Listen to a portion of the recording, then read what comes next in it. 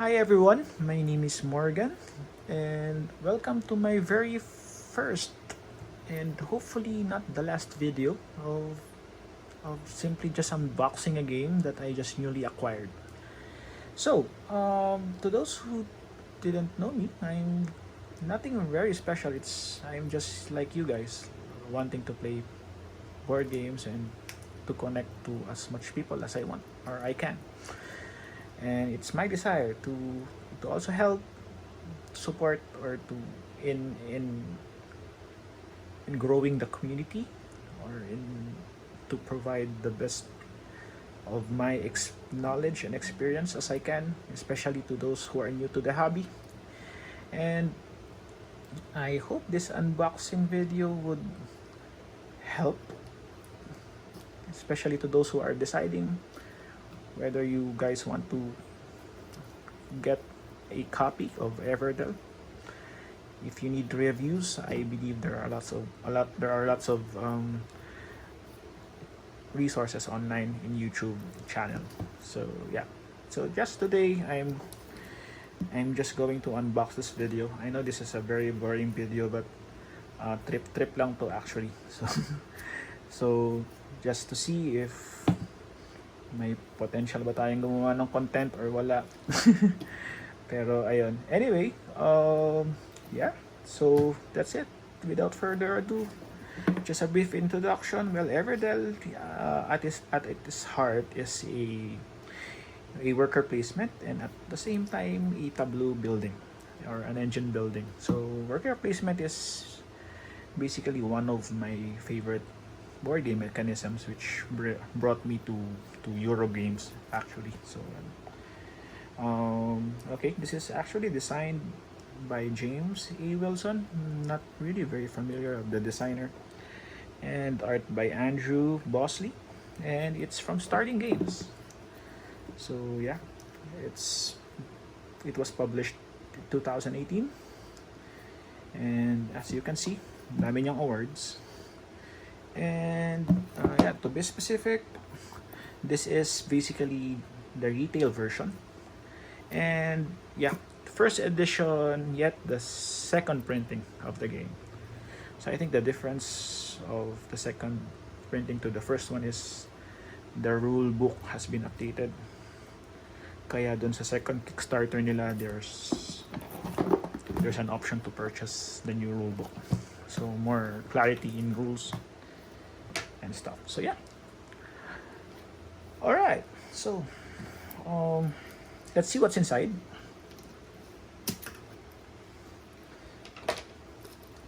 Okay. Sorry, ako yung tipong gamer na hindi ko kinikip tong plastic. Although I know some of you still use this as the cover. So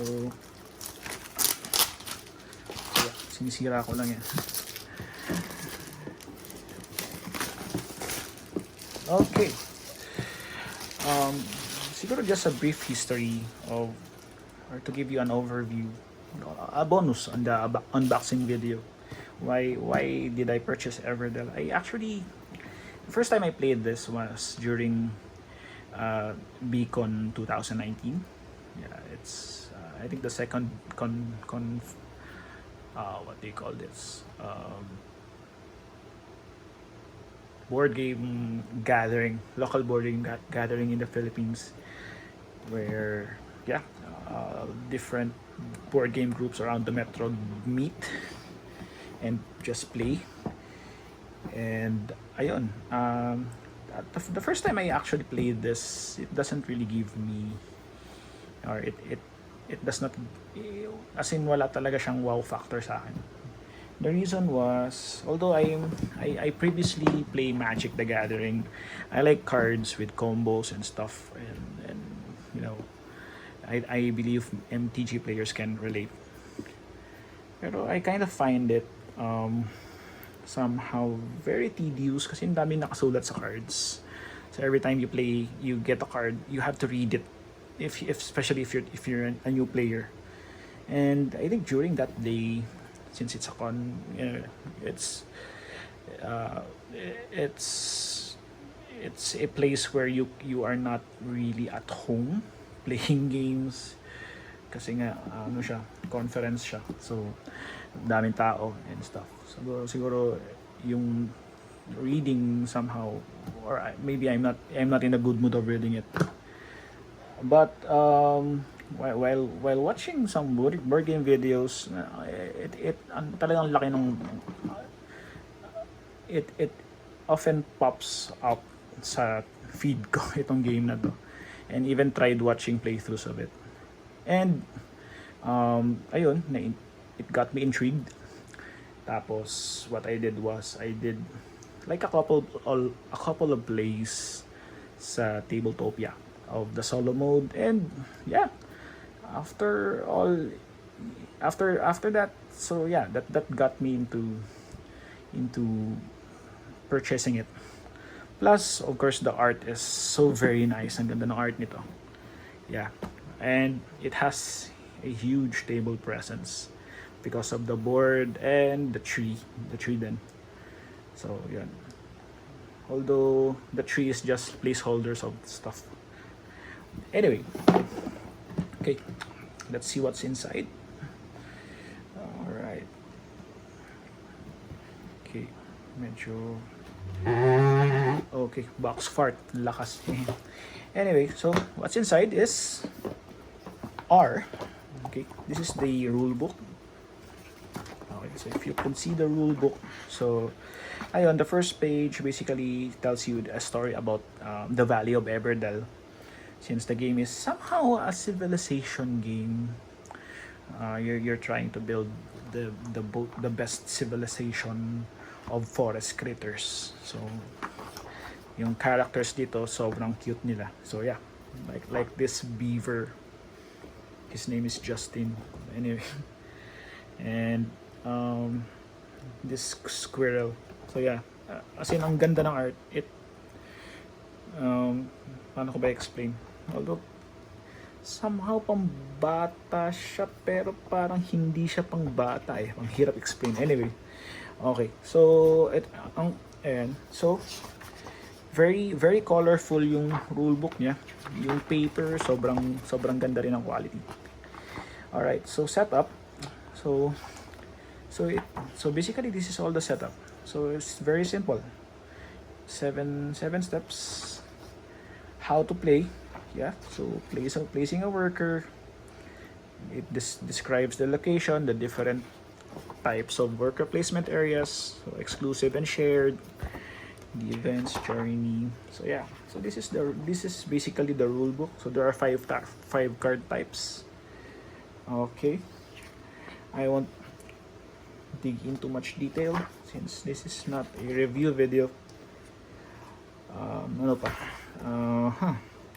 End game. So basically the main game, okay, so these are the solo rules index and etc. So the rules are basically 11 pages, 13 pages. So simple. Okay. And yeah, it has a solo variant. May year 1 actually tinry ko yung difficult mode nito. Hindi ako nanalo kay Rugworth. Ito kumabot ako ng year 2. Anyway, it's a challenging game then. It's a game of being efficiency rin on how you use your resources and stuff. So yeah, that's it. This is the rule book. Okay. Nice. All right, so some promotional booklet of what other games Starling has. This is basically the assembling of the Evertree. Nice. Okay, so yeah. So since there will be a tree in the center or in the far center of the board, so this is how you assemble it, where you place some cards and your workers through those seasons. All right. Okay, now let's go to the board. Okay, so yung board nito sobrang laki. Baka hindi kaya ng okay, so as in malaki siya. Here it is. So Um, relative size niya, kung ito yung box, sorry, hindi abot ng camera. Let me try to, okay. Alright, so kasi malaki siya. Alright, it's a big board. And yeah, I have to, it's also worth noting na this is my very first video, so everything's raw, walang edit dito and stuff. I'm using some of my wife's equipment, and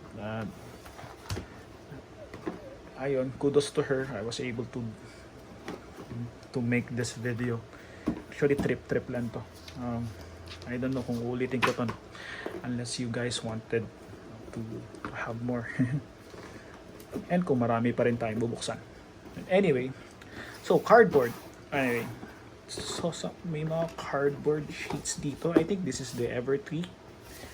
Alright.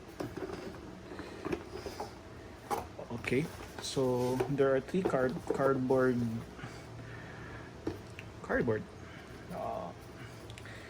It's quite thick. Man. Okay, let's try to punch them. Yeah. Very thick cardboard. So yeah.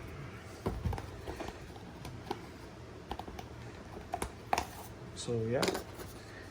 I think these are the locations that you have to put on the far end of the board, and then it gives you victory points once you accomplish some sort of card combinations or maybe achievements.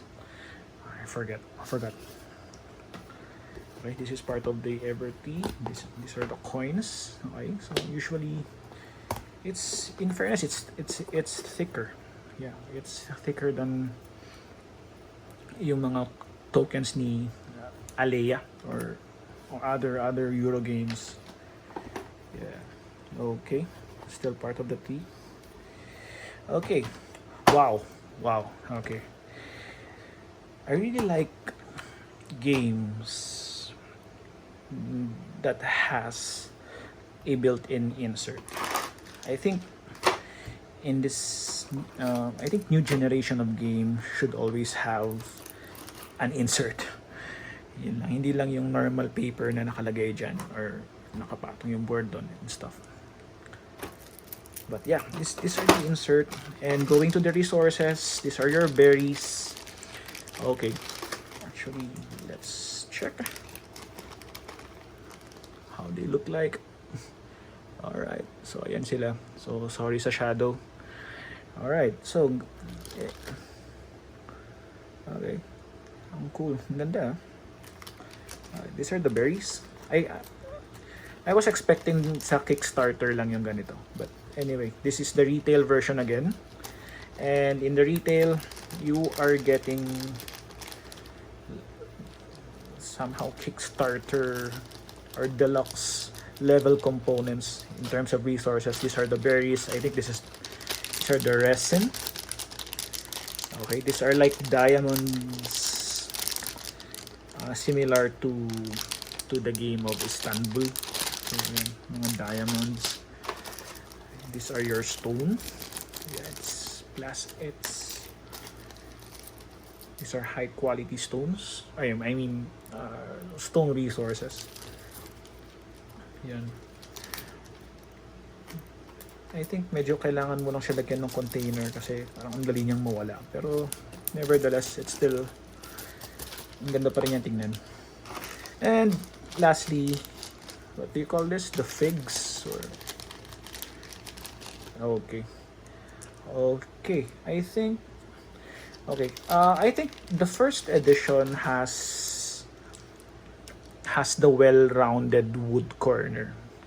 Pero in the second edition, ginawa na nilang hindi na siya rounded to avoid it from kasi nagro-roll siya sa board or nalalaglag or something like that. So yeah. Kaya there are some, if you have the first printing, it won't look like this.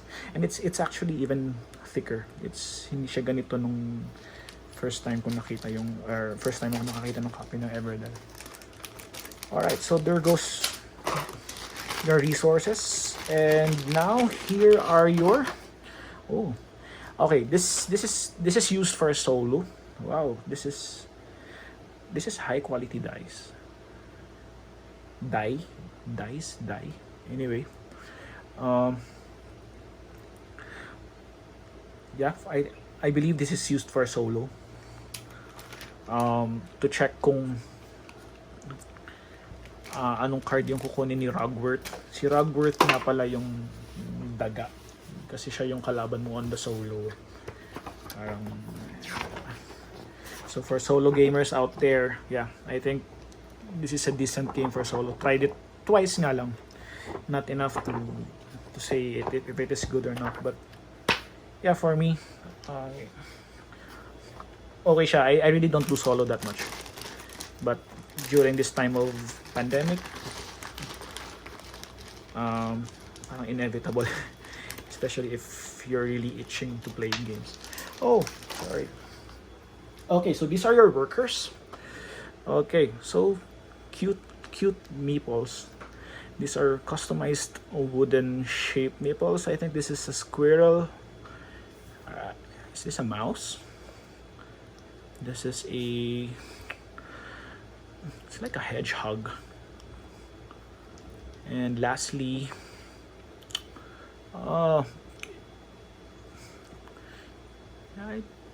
is this a beetle or a turtle?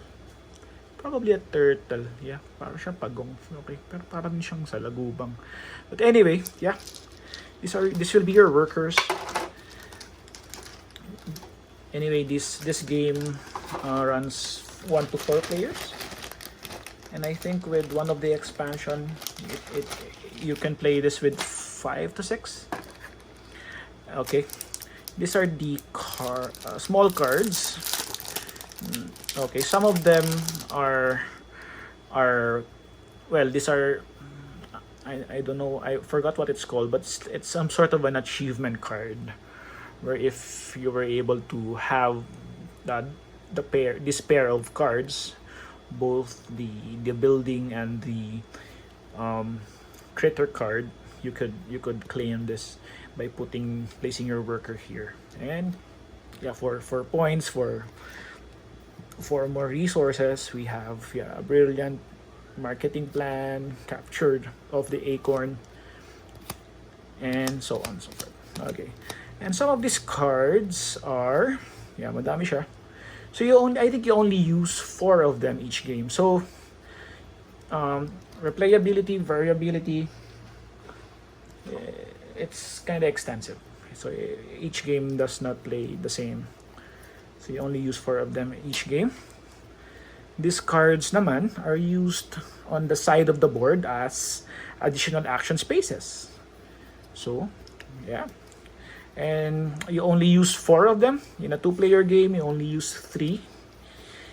And yeah, in a 4-player game, each card can accommodate 2 workers, since you have this symbol.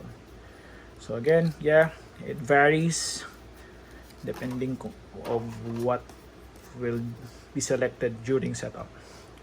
So yeah, high quality cards, I think. I don't think you need to sleeve this. Well, I don't know, but yeah, since this will be placed on the board and it will have workers in it, it's not something that you really hardly shuffle, in my opinion. But yeah, similar to this. So those are the small cards. I think the one that fits here are, I'm a fan of FFG sleeves. I think the red one. I think. Okay. All right. So additional plastic bags. Okay. Okay. One concern that I have, or with publishers who made inserts like this, are sometimes when you try to sleeve the cards, they tend not to fit in. And I had several games where I tossed the sleeves out. I mean the insert out, because yeah, a couple of years before, I'm really a sleever, as in I sleeve all my cards. But I think in this game, these cards, this big cards, I think I would recommend that you guys leave it, because you need to shuffle. You need to shuffle all of them, or this is where you do heavy shuffling. And of course, these are also the cards which players will be having in their hands. So yeah, high quality cards. Ang ganda. Sobrang ganda. Alright, this is the Architect, si Justine. This is the Bard. I don't know what his or her name. The Barge Toad. Okay. So see, can you guys see the artwork? Yeah. So ang cute niya. The critters are cute, pero it doesn't mean that they're for kids. I don't know. Hindi ko ma-explain eh.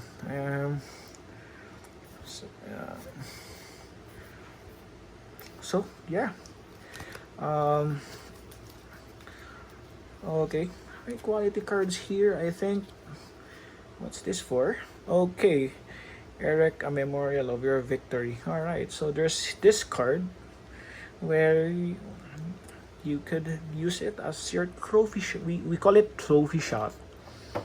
So if you'll see some of my posts, whoever holds the box, that means that guy or that gal wins the game. So yeah. Okay, card backs, they're muchly the same color. Wala namang issues on miscolor and stuff. But again, cards, high quality. Yeah.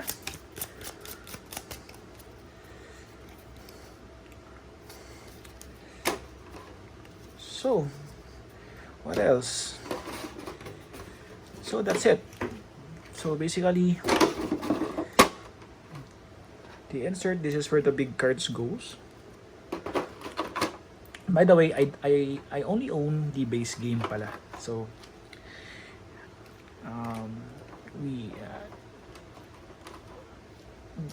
if you ask me what expansion am I going to get, although I haven't reviewed or saw the detail of each expansions, pero siguro ang first na kukunin ko is yung Belfair.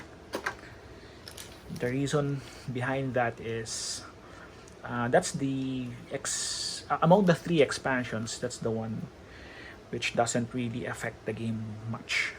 Yeah, it adds more worker spots dun sa board. And what I like in Belfair is the cards that gives players special abilities. Pero too much, I think that's out of scope on this video. This is just basically unboxing stuff. Yeah, okay. There's an extra slot here for, I think this is made for this one, para pag in-sleeve mo siya, usually the tendency when you sleeve a card, the stock gets thick. So I think so that it could both fit even if it is sleeved. Alright, do I have an extra sleeve here just to show you guys if does it fit even if it is sleeved? Hold on. Okay, I think these are standard. Okay. One moment.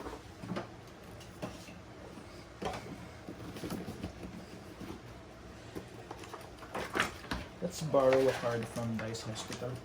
Some of my cards here are clean.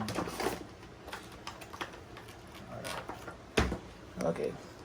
Hey, registrar, can I borrow your sleeve? Thank you. So let's try to put it here. Okay, so this is an MTG size sleeve.